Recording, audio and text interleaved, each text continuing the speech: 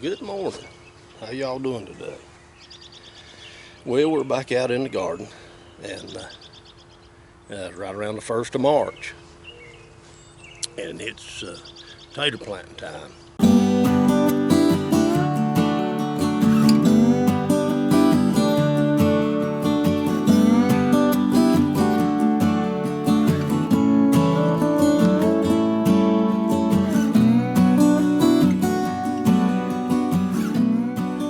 We've had a little bit of break in the weather, and as y'all see, we was able to break the garden, get it plowed, get it disc, and get it ready. And what I've done, I don't know if you can see behind me, but I'll show you in more detail. I've drawn some furrows out through the garden, and it's time to get some taters in the ground. So let's take a look at the furrows, and I'll show you what I've done. And of course, all this could have been done with a tiller and a hoe, but I used a tractor. So what I've got, and I know it's hard to see, low light conditions today, but I've got some furrows drawn. And what I did, I hipped me up some berms all the way out through the garden, and then I took a middle buster and I drawed me a row in the middle of that berm. And when I get done, then of course I'll have plenty of dirt on the sides that I can pull my potatoes back. Let's take a look at these potatoes. Now these are the potatoes that I had left over from last year, and I've been working on getting me a tater cave or a root cellar, but that's an ongoing project. So these potatoes were stored in the cool of my basement, but not totally out of light. We tried to cover them up the best we could, but some of them definitely started to eye. They're ready to go in the ground. And of course you can buy potatoes. And this potato here, if I bought it and it didn't have eyes on it, I'd probably cut it in 3, maybe 4 pieces and extend my yield out of that one potato. But because these potatoes are shriveled up a little bit and they've already started to die, I'm just going to plant these things whole. I've got quite a few of them, and so I'm going to put them in the ground. Now, as you can see, every one of them have sprouted. They're ready.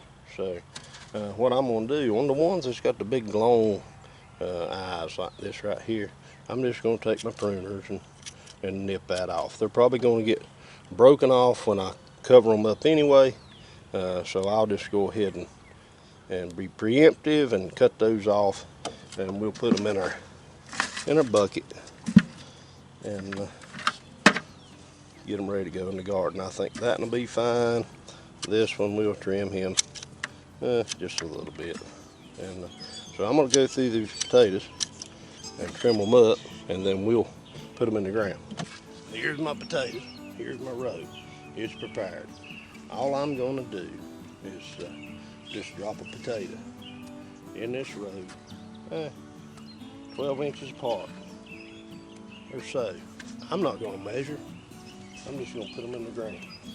Some people say that you ought to turn the eyes up, but on this potato you can see he's got eyes all the way around him. And I'm planting enough potatoes here that I'm not going through it. I'm not going to place every one. If you're just planting a small patch, you may elect to selectively place yours, but I'm just putting mine in the row.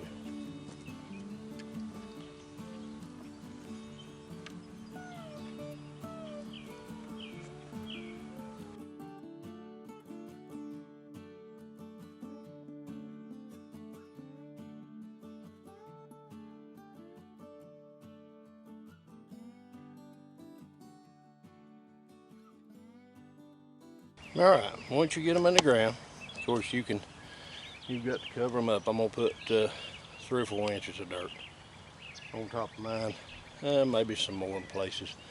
They'll come up, they're gonna push through, they'll push through 6 inches of dirt, but you know, the more dirt you put on them, the longer it's gonna take them to come up. And I'll add some additional dirt to the sides of the row when it's time to hill them up.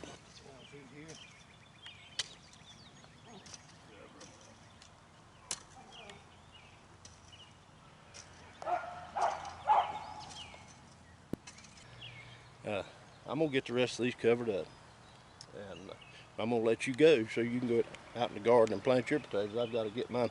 It looks like it's getting ready to rain, so I've got to get these jokers covered up, and we look forward to a few weeks. We'll see them coming up out of the ground and get us a nice harvest of potatoes this year. So until next time, thank you for hanging out with us. This is a Piedmont Gardener. Y'all have a good day.